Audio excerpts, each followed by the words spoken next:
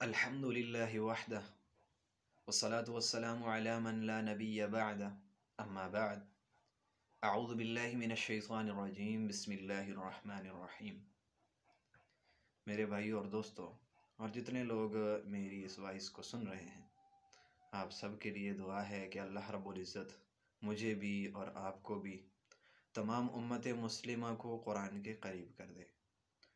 اور جتنے بھی ہمارے بھائی بہنیں ابھی تک مشرف اسلام نہیں ہوئے، انہیں اس دین اسلام جیسی عظیم دولت نہیں ملی، اللہ رب العزت انہیں بھی ایمانیات نصیب فرمائے اور ان کے لیے بھی دین اسلام میں داخل ہونا آسان کر دے۔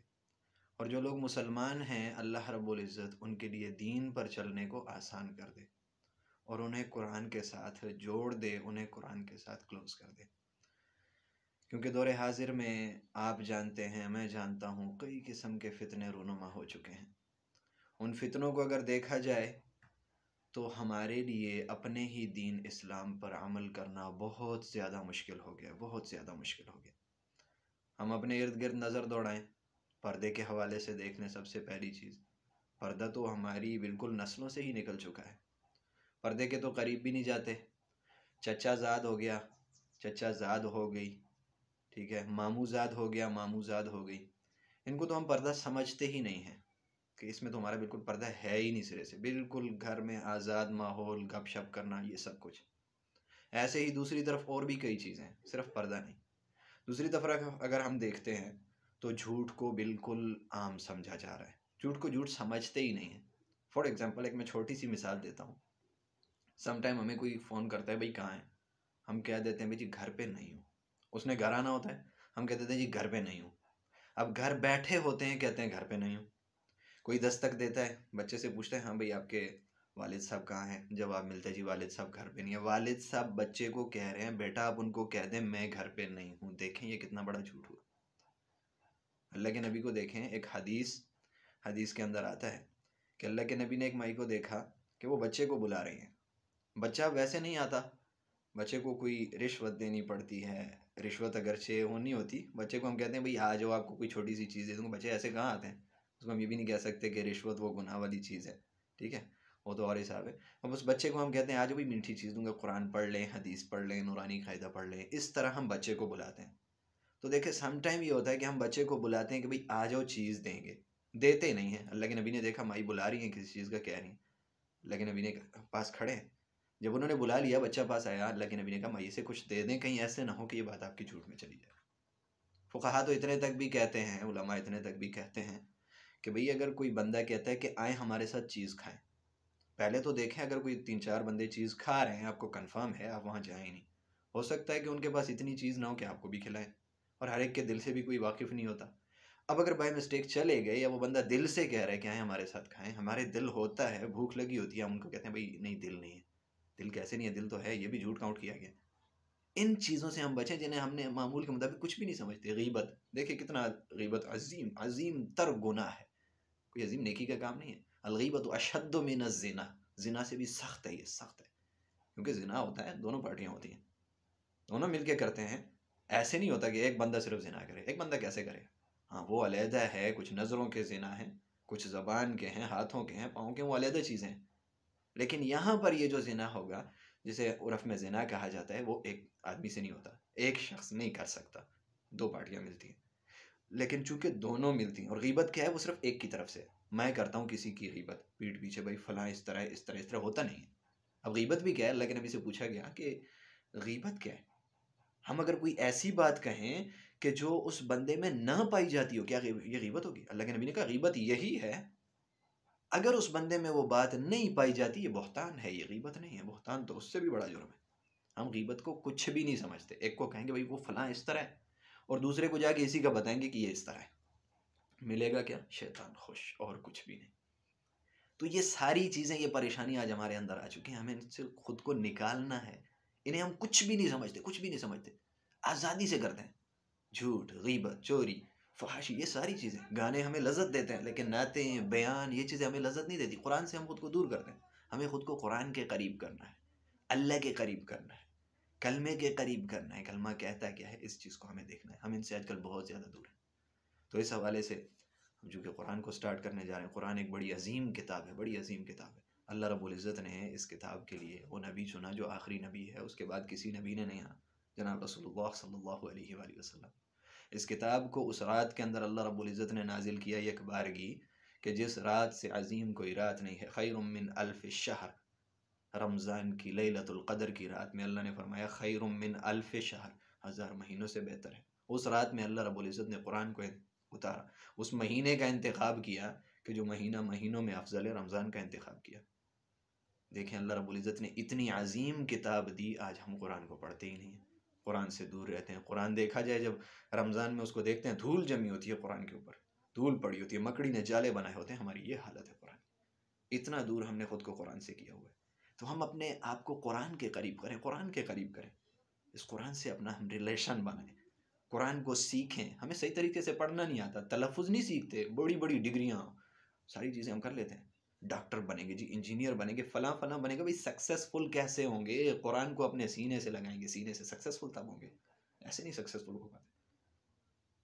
کیونکہ اصل زندگی آخرت کی زندگی ہے، دنیا ساتھ چلے گی۔ میں یہ نہیں کہتا کہ دنیا کی تعلیموں کو چھوڑ دیں، ڈاکٹر نہ بنے، انجینئر نہ بنے، بنیں بھائی بنیں، قرآن سیکھیں، قرآن کیا کہتا ہے کس طریقے سے بننا ہے اس طریقے سے بنیں۔ قرآن کہتا ہے نماز بھی پڑھو، انجینئر بھی بنو، ٹھیک ہے؟ یہ نہیں کہتا کہ رزق حلال غلط ہے، رزق حلال کمائیں، لیکن ساتھ قرآن، ساتھ نمازیں، ساتھ روزے، ساتھ زکوٰۃ۔ ہم ان چیزوں سے بڑے دور جا رہے ہیں، ہیلے ڈھونڈتے ہیں کسی طریقے سے ہم ان چیزوں سے بچ جائیں۔ نہیں، ان چیزوں کے قریب ہمیں قرآن کرے گا، احادیث کریں گی، ان احکامات کے ہمیں قریب جانا ہے۔ تو اسی حوالے سے ہم قرآن کریم کو سٹارٹ کریں گے۔ اللہ رب العزت نے قرآن کریم کو نازل کیا پیارے نبی صلی اللہ علیہ وآلہ وسلم کے ساتھ، یک بارگی نازل ہوا تھا قرآن رمضان کی رات لیلۃ القدر میں، راتوں میں سے اخیر عشر کی، اور نبی علیہ الصلوۃ والسلام پر جو نازل ہوا وہ جبرائیل امین لے کر آتے تھے اللہ رب العزت کی طرف سے۔ تو 6-7 طریقے ہیں وہی کس طریقے سے نازل ہوتی تھی۔ کبھی کبھار جبرائیل علیہ الصلوۃ والسلام لے کر آتے، کبھی اللہ رب العزت کوئی آیتیں نبی علیہ السلام کے قلب اطہر میں القاء کر دیتے، کبھی بنبناہٹ مکھیوں کی ہوتی تھی، اس صورت میں وہی نازل ہوتی تھی۔ بار کے وہی کی کئی صورتیں تھیں، 6-7 صورتیں ہیں جو کہ مفسرین نے بیان کی ہیں۔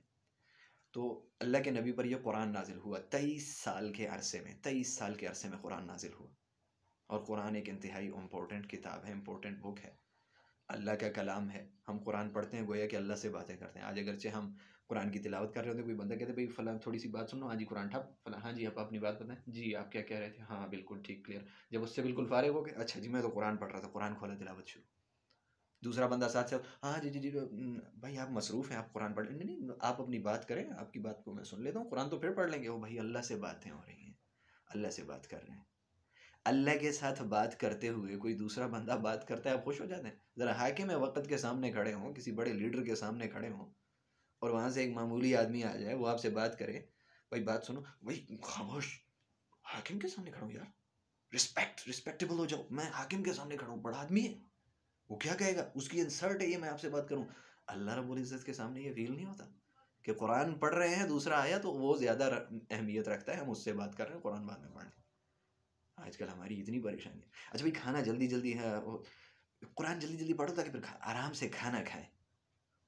جلدی جلدی نماز پڑھتے ہیں یار، بس فنش کرتے ہیں نماز کو، پھر کھانا کھائیں گے، پھر بیٹھ کے گپے لڑائیں گے۔ بھائی گپے پہلے کیوں نہیں لڑاتے ہو؟ نماز کے ٹائم سے پہلے گپے لڑا لو، تھوڑی گپے لڑانے کی ضرورت ہی کیا ہے؟ لڑانی بھی ہے نماز کے ٹائم سے پہلے، قرآن سے پہلے لڑائیں، پھر آرام سکون سے بیٹھ کے قرآن پڑھیں، آرام سکون سے نماز پڑھیں۔ جو دعائیں قبول نہیں ہوتی، ہاتھ اٹھائیں اللہ سے مانگیں، اللہ جی دعا قبول نہیں کرتے۔ لوگوں سے کہتے ہیں یار ہماری تو دعا قبول ہی نہیں ہوتی، ہم اتنے بڑے گناہ گار۔ او بھائی گناہ گار اپنی حالت تو دیکھیں، ایک تو دعا مانگ رہے ہیں امید ہی نہیں اللہ سے، دوسرا قرآن پڑھ رہے ہیں صرف ٹوٹل پورا کرنے کے لیے، نماز پڑھ رہے ہیں ٹوٹل پورا کرنے کے لیے۔ ہماری نمازیں ایسے ہیں جیسے ہم کوئی قرض اتار رہے ہیں، کوئی قرض کسی سے لیا تھا۔ بھائی نماز اللہ رب العزت کے ساتھ خلوص سے نماز کا ترجمہ تو سیکھیں۔ انشاءاللہ جب ہمارا قرآن سٹارٹ ہوگا پراپر، یہ کچھ ہدایات ہیں، جیسے سٹارٹ ہوگا تو اس کے اندر انشاءاللہ یہ ایکسپلین کیا جائے گا کہ سورہ فاتحہ کا ترجمہ کیا ہے، سورہ فاتحہ میں ہم کیا بات کر رہے ہیں، کس سے بات کر رہے ہیں، کیسے بات ہو رہی ہے، اس کو سمجھ کے بات کریں۔ تو قرآن کو اپنی زندگی میں لائیں، انشاءاللہ العزیز ہمارے سارے کے سارے کام آسان ہو جائیں گے۔ صبح قرآن کی تلاوت، رات کو سوتے وقت قرآن کی تلاوت، سارے معاملات درست ہو جائیں گے۔ اللہ کے نبی نے یہ قرآن صحابہ کو سکھایا، صحابہ سے آگے مفسرین صحابہ یہ قرآن ہم تک پہنچا۔ صحابہ میں سے ایک صحابی عبداللہ بن مسعود رضی اللہ تعالیٰ عنہ، جو کہ مفسرین صحابہ میں سے بڑے مفسر ہیں، وہ اپنا واقعہ بیان کرتے ہیں، حدیث کے اندر ملتا ہے مفہوم جن کا یہ. وہ کہتے ہیں وہ ایک دفعہ بکریاں چرا رہے تھے، تو رسول اللہ صلی اللہ علیہ وآلہ وسلم اور صدیق اکبر رضی اللہ عنہ چلتے چلتے وہاں پر آئے. تو وہ بکریاں کسی کی چرا رہے تھے. انہوں نے کہا کہ بھائی ہمیں دودھ دے دیں تھوڑا سا، کسی بکری کا دودھ. وہ کہنے لگے جی بکریاں میری نہیں ہیں، یہ جس مالک کی ہیں اس کی اجازت نہیں ہے، اس سے پوچھے بغیر میں نہیں دے سکتا. اللہ کے نبی نے کہا ایسی بکری دے دیں جس بکری کا دودھ ہی نہ ہو، ایسی بکری لے آئے. وہ گئے، وہ بکری لے کے آئے جس کا دودھ ہی نہیں تھا. اللہ کے نبی نے ہاتھ پھیرا تھنوں پر، بکری دودھ والی ہوگی. بکری نے دودھ دیا، اللہ کے نبی نے پیا، صدیق اکبر رضی اللہ عنہ نے دودھ پیا. پینے کے بعد اللہ کے نبی نے دوبارہ بکری کے تھنوں پہ ہاتھ لگایا، دودھ واپس چلا گیا. عبداللہ بن مسعود رضی اللہ عنہ نے جب یہ واقعہ دیکھا تو مشرف با اسلام ہوئے، اسلام کو قبول کیا. اور اس موقع پر رسول اللہ صلی اللہ علیہ وآلہ وسلم نے فرمایا کہ یہ بچہ بڑا ذہین ہے، پڑھا لکھا لگتا ہے. ٹھیک ہے، واقعتاً ظاہر ہے اس وقت مشرف با اسلام بھی نہیں ہوئے تھے، اور پھر بھی دیکھیں کہ اپنے آقا کی بکریاں، اور یوں نہیں دے رہے کہ بھائی میرے آقا کی مالک کے، میں ایسے نہیں دے سکتا، ایسے میں کیسے آپ کو دودھ دے دوں، اس کی اجازت ہی نہیں ہے. دیکھیں بچے تھے پھر بھی اتنا سوچا. آج ہماری حالت کیا ہے، ہم تو دین سے کوسوں دور ہیں. تو دیکھیں اس طریقے سے پھر وہ کیا بنے، مفسرین صحابہ. پھر کہنے لگے انہیں اتنا شوق ہو گیا قرآن پڑھنے کا، دینیات سیکھنے کا، کہ ان سے زیادہ کسی کو شوق تھا ہی نہیں. اور وہ خود کہتے ہیں کہ میں نے قرآن کو اتنا سیکھا کہ میں بتا سکتا ہوں قرآن کی فلاں آیت کس جگہ پر نازل ہوئی، کیوں نازل ہوئی، کس کے بارے میں نازل ہوئی، مجھے سب پتہ ہے.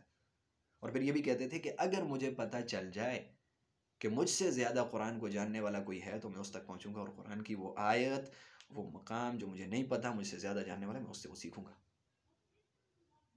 تو وہ اتنے، یعنی کہ انہوں نے بھی قرآن کو اس طریقے سے سیکھا، قرآن کے خود کو اتنا قریب کیا. ٹھیک ہے، تو قرآن کے خود کو قریب کریں، یہ چیزیں سیکھیں، یہ چیزیں سیکھیں کہ قرآن کیا کہتا ہے. قرآن ہی ایک ذریعہ حیات ہے، دستور حیات ہے. ہر سلطنت کے کچھ قوانین ہوتے ہیں، کچھ ضوابط ہوتے ہیں. ہماری زندگی کے قوانین، ضوابط یہی ہیں. بنی اسرائیل موسیٰ علیہ السلام سے کہنے لگے بھائی فرعونیوں سے تو ہم چھوٹ گئے، اب ہمیں کوئی ایسی چیز چاہیے، دستور حیات، کوئی کتاب چاہیے، کچھ ضوابط قانون چاہیے. وہاں پر تو لوگ بتوں کی پوجا کرتے تھے. وہ سامری سے جب یہ سلسلہ شروع ہوا، لمبی تفصیل ہے، ان کو کہنے لگے وہ بھی تو کچھ قواعد تھے، کچھ ضوابط تھے، ہمیں بھی کوئی چیز دو تاکہ ہم دستور حیات سمجھے، اس پر عمل کریں. تورات ملی، اللہ رب العزت نے تورات دی کہ بھئی یہ تمہارے لیے دستور حیات ہے. ہمارے لیے دستور حیات قرآن ہے، ہم اسے اپنے سینے سے لگائیں. قرآن کو سیکھیں باوضو ہو کر. قرآن کے بھی کچھ آداب ہیں، آداب کے ساتھ ہم قرآن کو پڑھیں. وضو کر کے قرآن کو ہاتھ لگائیں. حالت جنابت میں ہم قرآن کو ہاتھ نہیں لگا سکتے. ٹھیک ہے، کوئی بندہ جنبی حالت میں غسل کرے پھر قرآن کو ہاتھ لگائے. وضو نہیں ہے، قرآن کو ہاتھ نہ لگائیں. ٹھیک ہے.